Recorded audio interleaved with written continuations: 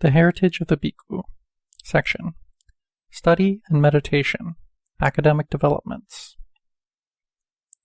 As described in the previous chapter, from the 1st century BC onwards, there arose a greater interest in learning among the bhikkhus, an interest more pronounced than it had been before.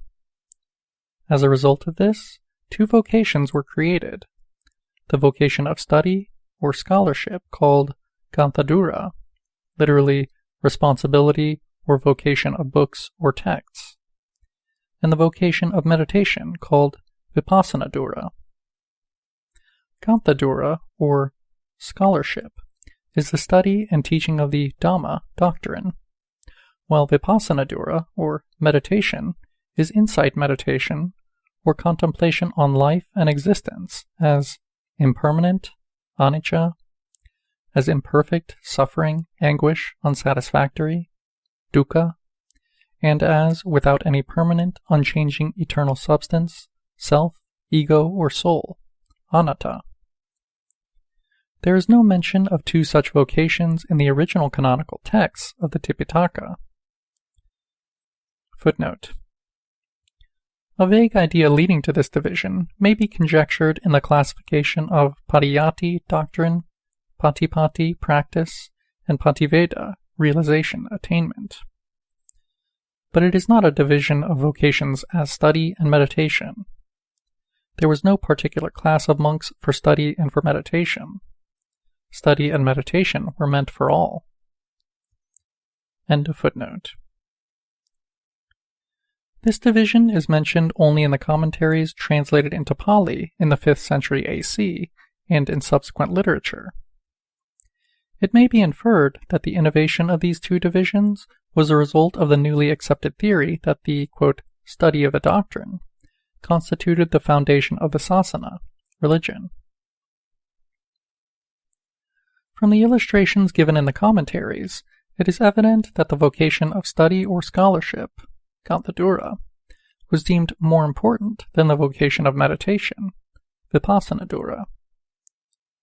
Able and intelligent bhikkhus, who were strong in body and mind, followed the vocation of scholarship, while bhikkhus of weaker intelligence, feeble in body and mind, particularly those who had entered the order in their old age, followed the vocation of meditation, Vipassanadura. Quote, I have become a monk in my old age. I am incapable of following the vocation of scholarship.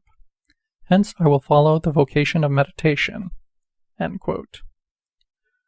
This was said by the elder Kakupala.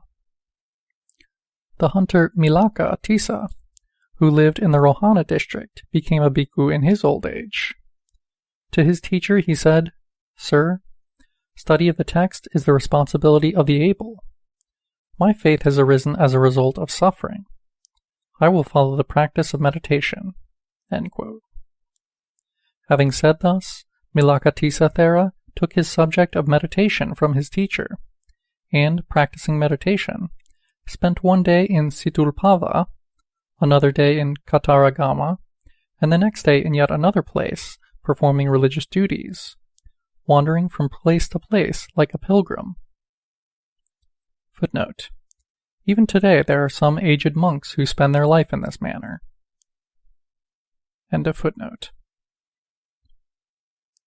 The above stories make it clear beyond doubt that scholarship was considered as belonging to the able, and meditation to the feeble, and that those who followed meditation did so because they lacked the capacity and ability necessary for scholarship. Consequently, monks began to devote themselves primarily to studies and secondarily to meditation.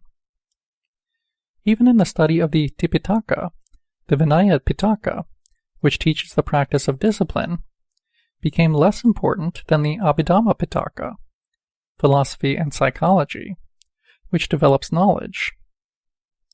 Thus the Mihintale slab inscription of King Mahinda IV, 10th century AC, states that the teachers who taught the Vinaya Pitaka, discipline, were paid 5 vasags, Sutta Pitaka, discourses, 7 vasags, and Abhidhamma Pitaka, philosophy and psychology, 12 vasags as allowances for their maintenance.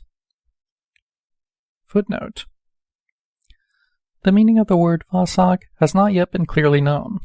However, it signifies a payment in terms of food and clothing, as indicated by the expressions kandin pindin vasag. End footnote. The salary paid to the teacher who taught the Abhidhamma Pitaka was equal to the total salary paid to the two teachers of the other two Pitakas.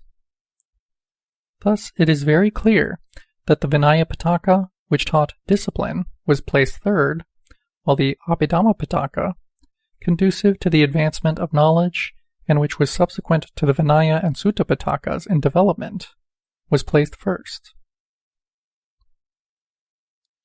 At first, the vocation of scholarship, Gantadura, implied only the study and the teachings of the Tipitaka. Yet, as time passed, subjects such as languages, arts, sciences, history, law, etc. came to be included. Footnote: the Papiliyana inscription states that when a person who is learned in logic, grammar, etc. comes, he should be paid a salary, and that monks should learn those subjects from him. End footnote. Therefore, bhikkhus specialized in all these branches of learning and began to teach them to the people. They wrote treatises on such subjects as prosody, poetics, and history. From the royal prince down to the son of the village peasant, all children learned at the feet of the bhikkhu. Monks knew what was to be taught to each of them.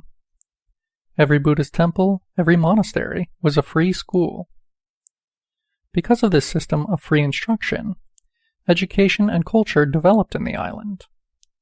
Learned monks were honored and respected by the people.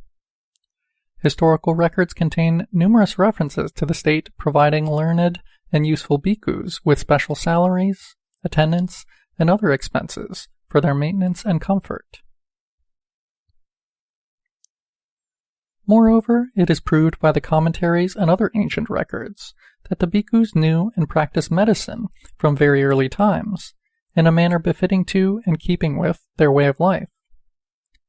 The Vinaya, discipline, had permitted bhikkhus to attend medically on their fellow monks, 5 kinds of their associates, their parents, some other close relatives, and a few others very closely related.